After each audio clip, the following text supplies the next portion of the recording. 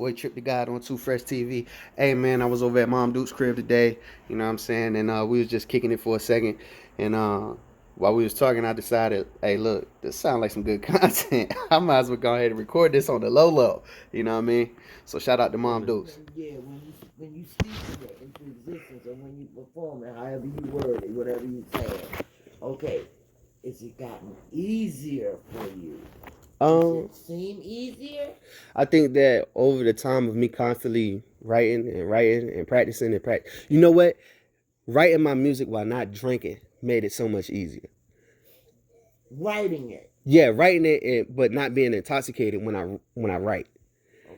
Okay. Versus like when all right, so like when you remember back when I first started doing music, the only way I would be able to write music is if I was getting drunk. Yeah. But one day I realized maybe I can write music without drinking. So then I started writing music without drinking, and then I was like, it's better. It's more strategic. It makes more sense. It's all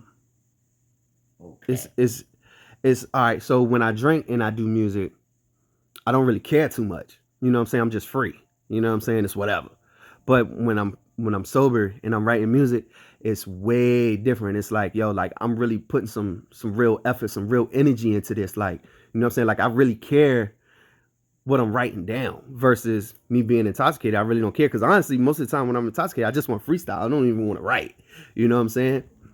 You know what I mean? I'm not saying that me being intoxicated doesn't make good music, but at the same time, I know which sounds better because I know which one I'm putting actual effort into. I don't put no effort into no freestyle. Right. I'm just having fun. When I'm strategically writing, I'm putting effort into it.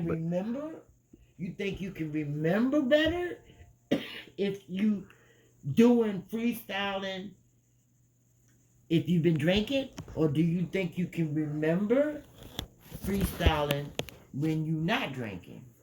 Well, that's a no-brainer. You gonna remember better when you sober because you got a clear head.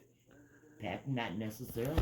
Well, I mean, for me. Right, for me. I can't say that for everybody, but for me, I know I remember a whole lot better with a clear head versus having a cloudy one. That's right. But I mean that don't mean that I won't test the theory. You know what I'm saying? I would definitely still drink and freestyle and try to remember what's going on. But it's one thing I do know: I don't go to the studio and get messed up. So why would I write my music messed up?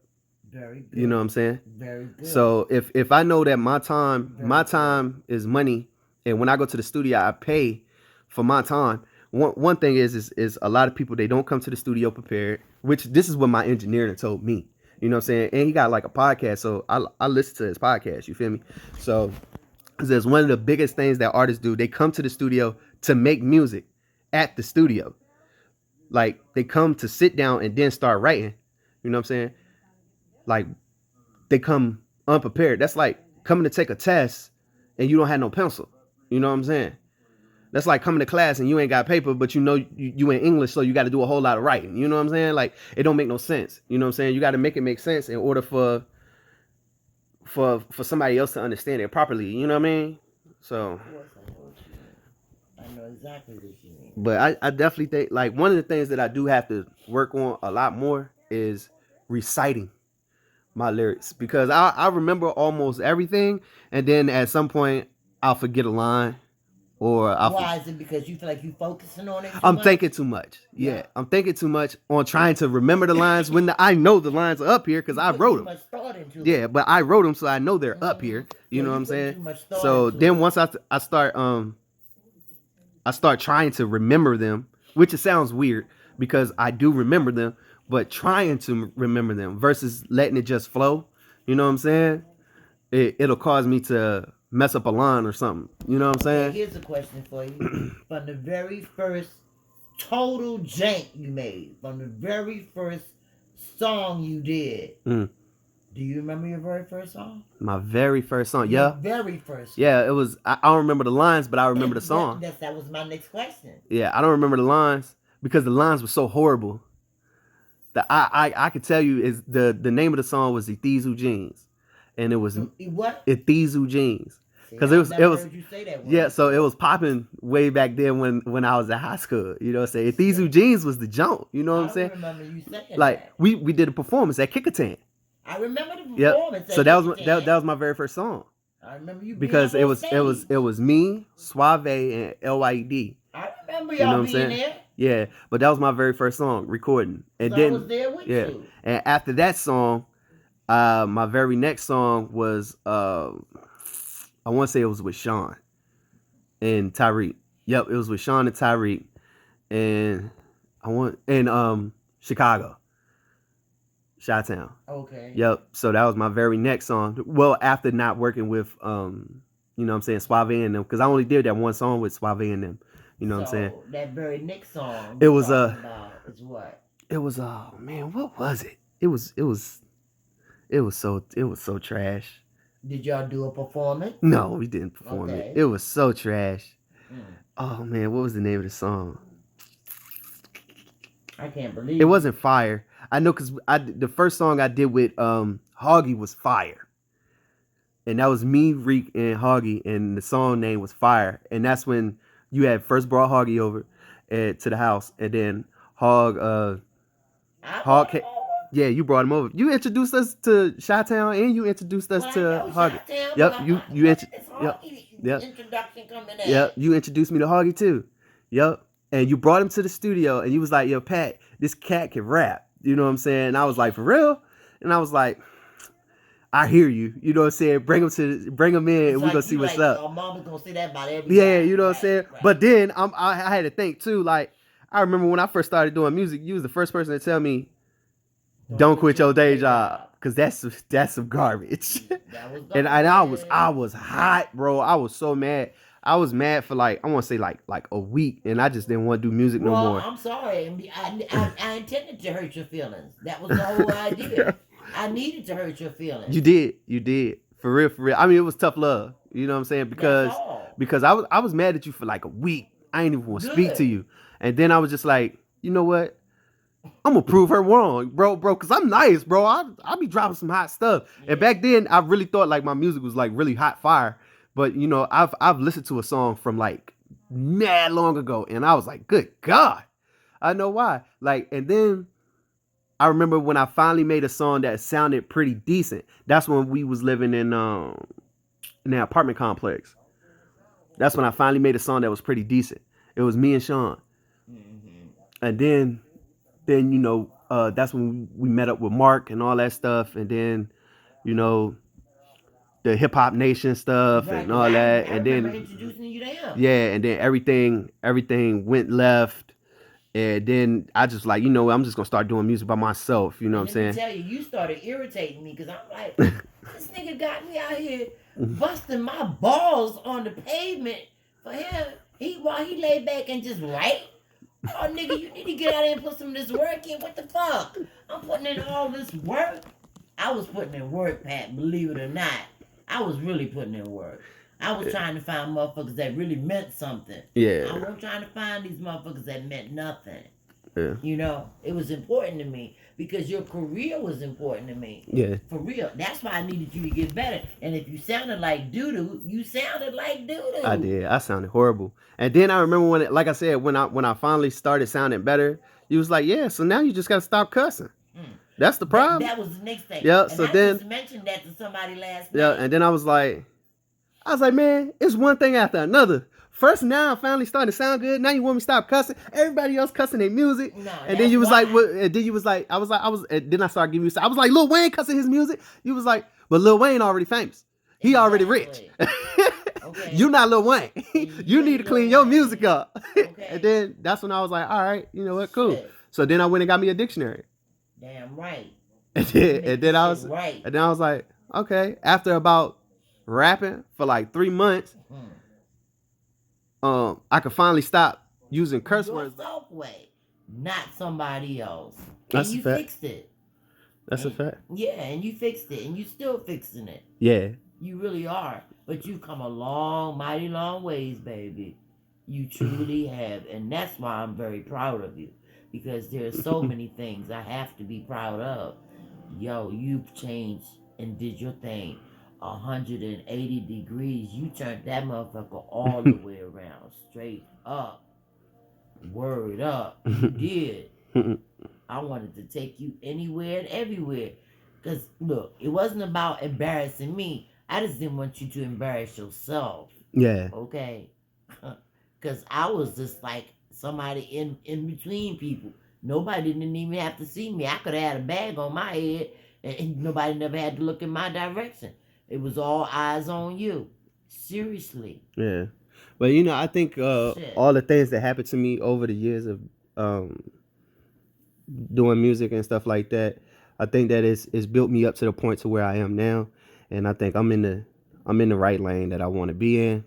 I make music not for everybody else. I make music for myself, and people just enjoy it. Exactly. You know what I'm saying? Yes. I be true to myself. Yay. When I put my pen to a pad, I'm true. You know what I'm saying? Yay, If Pat. if I say it, then I meant it or I'll do it. It's that simple. You know what I'm saying? Man, that's what I needed to hear, Pat. So You seem like you are finally arriving. And I've waited a long time to hear these things come out of your mouth. at some point you gotta grow up. Baby. So you gotta elevate. Yo, you don't know how you sound now. I wish I could have recorded these words from you from back then and how you sounded and what you talking like now. Now that would have clearly been something. And I never thought to do that, but that's what something I should have done. On the low, undercover, recorded you talking about it so that way you could have seen how much of a change you have made. You've made an incredible change, Pat. You really have. And you know what? I'm very proud of that shit, y'all. I mean, because it just showed me, damn, I put some work in. I did some work. Oh man, No. you laid the blueprint. You I know. wouldn't be the man that I am today without the person that you were. Well, you know what? You feel me? I think we just did it together. Oh, That's facts. all. You know what I'm saying? know. But you know, I gotta give credit where credit is due. I appreciate it. I feel like every day I wake up, I'm just trying to better me and be the best person I can be, and be as humble and as generous to those that are around me. So, well, I know one you know what I mean? You're doing a hell of a job. That's all I can say. And then you juggling like a motherfucker. Oh yeah. Okay. Yeah. Now that's some artwork right there in itself. Work, then go to school and do the music. Come on, man. Everybody can't do that. Yeah. Come on, you already know everybody can't do that. Shit. Do you think even as famous as Lil Wayne is or any other motherfucker out there on the block, they couldn't have put all three of them together like that and made it happen? They may have had one ingredient, just straight focus on the music and couldn't apply nothing else in their life. Nothing. Other than having a baby. That was it. Shit. And that was it. But you, man, you are more, you got more talent than you give yourself credit for. For real, for real. It's a lot of things right there that you do that you don't understand, that you falling under different guidelines now. Shit. I used to worry about you in the music thing. Man, I just sit back and just wait for the next song. That's all I can do now, cause shit. Cause it's gonna be a hit. It's gonna be a hit. All I know is how to make hits. That's it. Hot fire. Okay. The greatest rapper alive. And then Dylan. And then you done took it one step further. You done started dropping brothers off of your A-list because you realize even now to this point, you didn't really need any of them. You straight went in raw dog and did it all by yourself. Yeah. Yo. Well, you know what? I gotta thank Uncle Poochie for that though. Unc was like, bro. I was like, Unc, this junk hard. You know what I'm saying? Trying to build a record label and all this. I understand why a lot of people don't have one. Right. And then he was like, what's so hard about it? You know what I'm saying? And I was just like, man, just like, you know, me doing this, doing that, doing this, doing that, doing this, doing that. And I'm doing it all by myself. And I was like, bro, it's a lot for one individual with no financial backing except for my own money. You know what I'm saying? And no real guidance of anybody that's already in the industry or anything like that. And I was like, yo, that's mad hard. He was like, bro, you look like you're doing fine to me. You know what I'm saying? It's like, it's two kinds of people in this world, Pat. Either you're going to drive the boat or you're going to be a person riding it. And right now, ain't nobody else driving the boat, so you got to drive the boat. So I was just like, all right. That's what I'm going to do then. I'm going to drive the boat. You know what I'm saying? Boat, baby. That's what I'm going to do. So driving the boat. I'm going to just keep doing the best I can. You know, keep networking. You know what I mean? Keep putting my stuff out there. Baby And boy. that's all I can do. You feel me? Baby I feel like boy. this. Talent.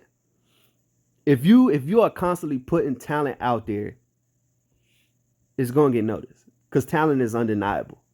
That's one thing that you can't hide. If you are talented at something and you are putting it out in the public on a constant basis, people gonna see it, and people gonna see that it's real talent. You know what I'm saying? Like, I didn't wake up and just got good at being rapping. I had to work really hard. You know what I'm saying? I worked really hard at writing every day. You know what I'm saying? Understanding melodies, understanding words, understanding just music in general as a whole. None of it was easy. I mean, it's easy now, to make music, but it wasn't easy then because it was just. But I'm still learning every day. You know what I'm saying? You are still Different learning.